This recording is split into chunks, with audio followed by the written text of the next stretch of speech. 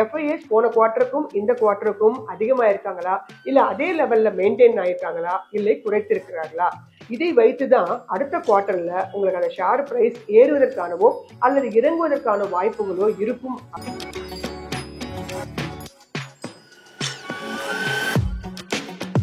So solar இண்டஸ்ட்ரிக்கெல்லாம் கொஞ்சம் முக்கியத்துவம் கொடுக்க ஆரம்பிச்சிருக்காங்க ஃபாரின் இன்ஸ்டிடியூஷனல் இன்வெஸ்டர்ஸ் அப்படிங்கிறது.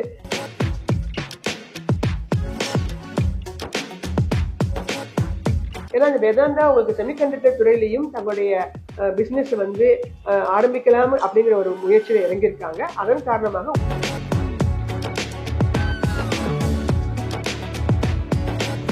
எந்தெந்த கம்பெனிகள் எல்லாம் அவங்க இன்வெஸ்ட் பண்றாங்களோ அந்த கம்பெனி ஷேர்ஸ் எல்லாம் கொஞ்சம் உயர்வதற்கான வாய்ப்புகள் உண்டு.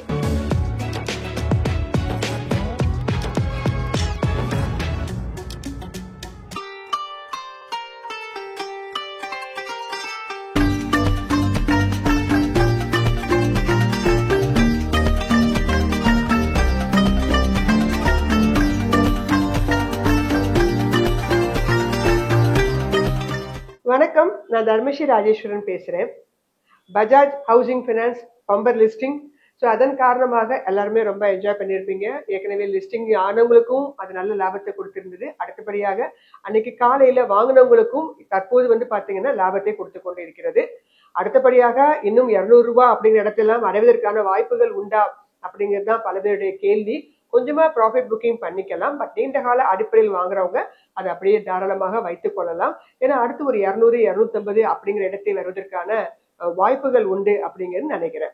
அதே மாதிரி ஓலா எலக்ட்ரிக் சமீபத்துல பாத்தீங்கன்னா மறுபடியும் திருப்பி கொஞ்சம் ரைஸ் ஆகி 120 அப்படிங்கிற இடத்துல வந்து ட்ரேட் ஆயிட்டு இருக்கு. அதுவும் அதே மாதிரி தான்.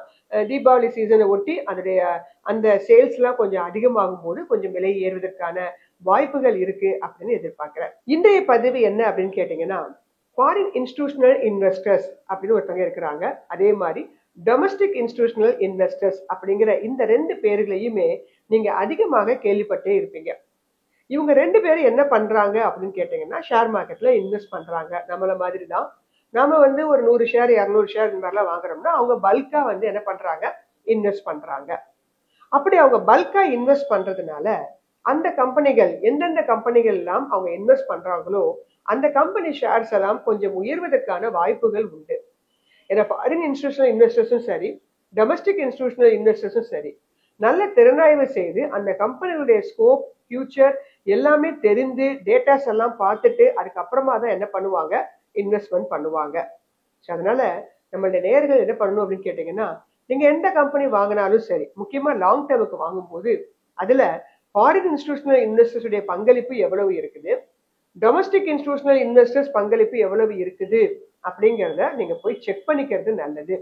இது ஸ்கிரீனர், மணி கண்ட்ரோல் இந்த மாதிரி வெப்சைட்ஸ்ல எல்லாம் உங்களுக்கு ஃப்ரீயாவே அவைலபிள்.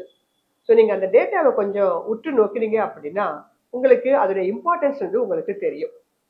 ஃபாரின் இன்ஸ்டிடியூஷனல் இன்வெஸ்டர்ஸும் சரி, டொமஸ்டிக் இன்ஸ்டிடியூஷனல் இன்வெஸ்டர்ஸும் சரி, ஒவ்வொரு குவார்டர்லி வைஸ் அவங்க தங்களுடைய போர்ஷனை இன்க்ரீஸ் பண்றாங்களா இல்ல டிக்ரீஸ் பண்றாங்களா அப்படிங்கறதை நம்ம செக் பண்ணணும். உதாரணமா அவங்களுடைய இன்க்ரீஸ் பண்றாங்கன்னு வச்சுக்கோங்களேன், அந்த ஷேருடைய விலை வந்து பாத்தீங்கன்னா அடுத்தடுத்த காலகட்டத்துல கொஞ்சம் வேகமாக நகர்வதற்கான வாய்ப்புகள் உண்டு. அதே அவங்களுடைய இன்வெஸ்ட்மெண்ட்டை வெளில எடுக்கிறாங்கன்னா அந்த ஷேர் விலை குறைவதற்கான வாய்ப்புகள் உண்டு. ஸ்விங் ட்ரேடிங் பண்றவங்க எல்லாம் இதை வந்து ஒரு அருமையான ஒரு நகர்வாக பார்க்கலாம். ஏன்னா லாங் போறதுக்கோ இல்ல ஷார்ட் போறதுக்கோ இதெல்லாம் உங்களுக்கு கொஞ்சம் யூஸ்ஃபுல்லாக இருக்கும். ஸோ அப்ப அந்த மாதிரி ரீசெண்டாக சில கம்பெனிகள்ல ஃபாரின் இன்ஸ்டிடியூஷனல் இன்வெஸ்டர்ஸ் வந்து கொஞ்சம் தங்களுடைய போர்ஷனை அதிகப்படுத்தியிருக்காங்க. அப்படி அதிகப்படுத்தின சில கம்பெனிகளுடைய லிஸ்ட், உதாரணமா ஒரு 10 கம்பெனி மட்டும் நான் உங்களுக்கு இந்த பதிவின் போது தரலான் இருக்கேன். நேர்கள் இந்த கம்பெனிஸ்லாம் நீங்க ஏற்கனவே ஷேர்ஸ் வாங்கி வச்சிருந்தீங்கன்னா இன்னும் கொஞ்ச நாள் ஹோல்டு பண்றது நல்லது. புதுசா வாங்குறவங்க இந்த கம்பெனிகள்ல உங்க பட்ஜெட்டுக்கு எது ஒத்து வருதோ அந்த மாதிரி கம்பெனிகளை நீங்க திறனாய்வு செய்து நீங்க வாங்கிக்கலாம். இது என்னுடைய தனிப்பட்ட கருத்து தான். இதை வாங்குறதும் இல்லை இதை விற்பதும் எப்போதுமே உங்களுடைய முடிவுகளாக தான் இருக்க வேண்டும். இது ஒரு எஜுகேஷனல் பர்பஸ்க்காக நான் சில தகவல்களை உங்களுக்கு கொடுத்திருக்கேன். இதுல நம்ம முதல்ல பார்க்க போற கம்பெனி யாருன்னு பாத்தீங்கன்னா மார்க்சன் பார்மா அப்படிங்கிற இந்த கம்பெனி. இந்த கம்பெனியோட கரண்ட் மார்க்கெட் பிரைஸ் இந்த பதிவின் போது 291 ரூபாய் அப்படிங்கிற இடத்துல ட்ரேட் ஆயிட்டு இருக்கு. இவங்களுடைய மார்க்கெட் கேப் 13,198 கோடி. இந்த கம்பெனி வந்து பாத்தீங்கன்னா இந்த ஜூன் மாசத்துல வந்து கொஞ்சம் அவங்களுடைய போர்ஷனை எஃப்ஐஐஸ் அதிகப்படுத்தியிருக்காங்க. எவ்வளவு அப்படின்னு கேட்டீங்கன்னா, நம்மள மார்ச்ல எவ்வளவு பண்ணி இருந்திருக்காங்கன்னா 15.57%. இப்ப ஜூன்ல 18.59% இன்க்ரீஸ் பண்ணியிருக்காங்க. அதன் காரணமாக தான் இந்த நீங்க துபாய் கிராஃப் செக் பண்ணி பாருங்க, விலை கொஞ்சம் அதிகமாகவே ஏறி இருக்கும். ஸோ எஃப்ஐஐஸ் உள்ள பார்க்க ஆரம்பிச்சிட்டாங்க அப்படின்னா அந்த கம்பெனிக்கு நிறைய ஸ்கோப் இருக்குங்கிறது அர்த்தம். அதுல முதல் தரமான கம்பெனியாக இந்த மார்க்ஸ் அண்ட் ஃபார்மா அப்படிங்கிற இந்த கம்பெனி வந்திருக்கு. இரண்டாவதாக இண்டஸ்டவர் அப்படிங்கிற இந்த கம்பெனி உங்களுடைய கரண்ட் மார்க்கெட் பிரைஸ் 428 அப்படிங்கிற இடத்துல ட்ரேட் ஆயிட்டு இருக்கு. மார்க்கெட் கேப் 1,12,926 கோடி. இந்த கம்பெனி பாத்தீங்கன்னா மார்ச்ல 16.4% இருந்த எஃப்ஐஎஸ் பங்களிப்பு ஜூன் மாதம் 23.15% இன்க்ரீஸ் ஆயிருக்கு. ஸோ கண்டிப்பாக இந்த கம்பெனி எல்லாம் பாத்தீங்கன்னா நல்ல ஒரு புது வேகத்தோட ஏறுவதற்கான வாய்ப்புகளை கொடுக்கும். ஏன்னா ஃபண்ட் உள்ள வந்திருக்கு இல்லையா, பணம் நிறைய கிடைச்சிருக்கு இல்லையா, அதன் காரணமாக அடுத்த குவார்டர்லி ரிசல்ட்ஸ்ல ஒரு நல்ல ப்ராஃபிட் காமிப்பாங்க. அப்ப என்ன ஆகும், உங்களுக்கு ஷேர் விலை ஏறுவதற்கான வாய்ப்புகள் உண்டு. மூன்றாவதாக ஜேடிஎல் இண்டஸ்ட்ரி அப்படிங்கிற இந்த கம்பெனி, இவங்க தான் ஒரு ஸ்மால் கேப் கம்பெனி தான். ஏன்னா மார்க்கெட் கேப் 4,449 கோடி தான் இருக்குது. கரண்ட் மார்க்கெட் பிரைஸ் 226 அப்படிங்கிற இடத்துல ட்ரேட் ஆயிட்டு இருக்கு. இந்த கம்பெனில எவ்வளவு பங்களிப்பு கொடுத்திருக்காங்கன்னா மார்ச் மாதம் 4.48 இருந்து ஜூன் மாதத்துல 5.82 வளர்ந்திருக்காங்க. ஸோ பெரும்பாலும் பாத்தீங்கன்னா எஃப்ஐஎஸ் பங்களிப்பு இருப்பது நல்லது. அதுலயும் உங்களுக்கு ஒரு 10க்கு மேல அந்த பர்சன்டேஜ் இருந்தா இன்னும் நல்லது அப்படிங்கிறது என்னுடைய தனிப்பட்ட கருத்து. நான்காவதாக ரத்னவீர் பிரிசிஷன் அப்படிங்கிற இந்த கம்பெனி உங்களுடைய கரண்ட் மார்க்கெட் பிரைஸ் 221 அப்படிங்கிற இடத்துல ட்ரேட் ஆயிட்டு இருக்கு. இவங்க வெறும் ஸ்மால் கேப் 1167 கோடி தான் வச்சிருக்கிறாங்க மார்க்கெட் கேப்பாக. இதுல எல்லாம் பாத்தீங்கன்னா எஃப்ஐஎஸ் ரொம்ப கொஞ்சமான இடத்துல தான் இன்வெஸ்ட் பண்ணிருப்பாங்க. அதாவது மார்ச் மாதம் 0.15 இருந்திருக்காங்க, ஜூன் மாதம் 1.19 எழுதிருக்காங்க. இப்ப இந்த கம்பெனில கொஞ்சம் ஏறுவதற்கான வாய்ப்புகள் கிடைக்கும். கேபிஏ கிரீன் எனர்ஜி சோலார் எனர்ஜியில் இருக்கக்கூடிய ஒரு நல்ல கம்பெனி.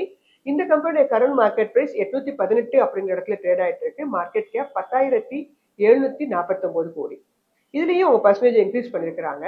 ஸோ சோலார் இண்டஸ்ட்ரிக்கெல்லாம் கொஞ்சம் முக்கியத்துவம் கொடுக்க ஆரம்பிச்சிருக்காங்க ஃபாரின் இன்ஸ்டிடியூஷனல் இன்வெஸ்டர்ஸ் அப்படிங்கிறது இதுல இருந்தே நமக்கு தெரியுது.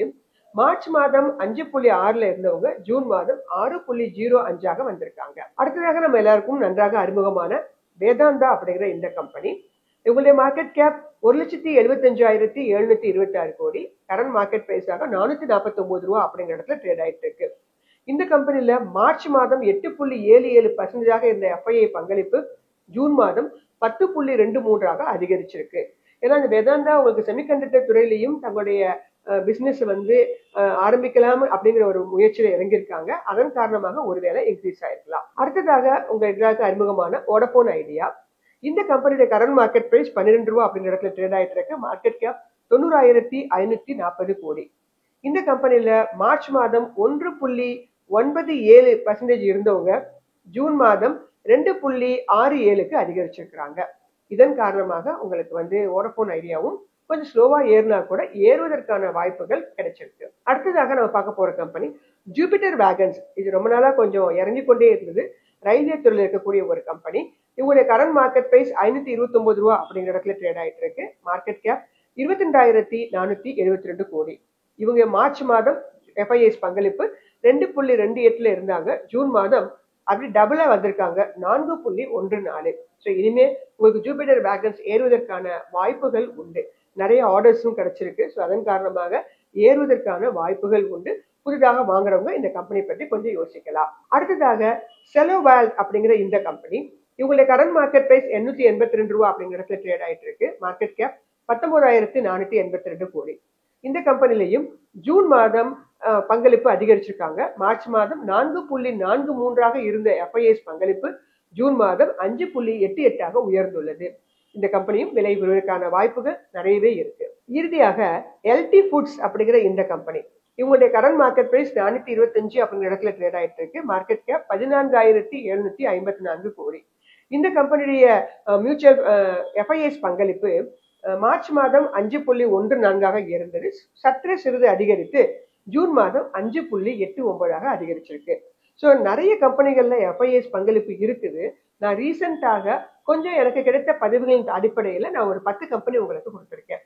ஸோ எப்போதுமே எஃப்ஐஎஸ் அதிகரித்துட்டாங்களா, நீங்க வாங்கிட்டு இருக்கக்கூடிய கம்பெனிகள்லையும் நீங்க ஒரு ரீசெக் பண்ணுங்க. எஃப்ஐஎஸ் போன குவார்டருக்கும் இந்த குவார்டருக்கும் அதிகமா இருக்காங்களா, இல்ல அதே லெவல்ல மெயின்டைன் ஆயிருக்காங்களா, இல்லை குறைத்திருக்கிறார்களா, இதை வைத்துதான் அடுத்த குவார்டர்ல உங்களுக்கு அந்த ஷேர் பிரைஸ் ஏறுவதற்கானவோ அல்லது இறங்குவதற்கான வாய்ப்புகளோ இருக்கும் அப்படின்னு சொல்றேன். நேயர்கள் இது நியூஸ் எல்லாத்தையும் பயன்படுத்தி நல்ல பலனை பெறுங்கள். நன்றி, வணக்கம்.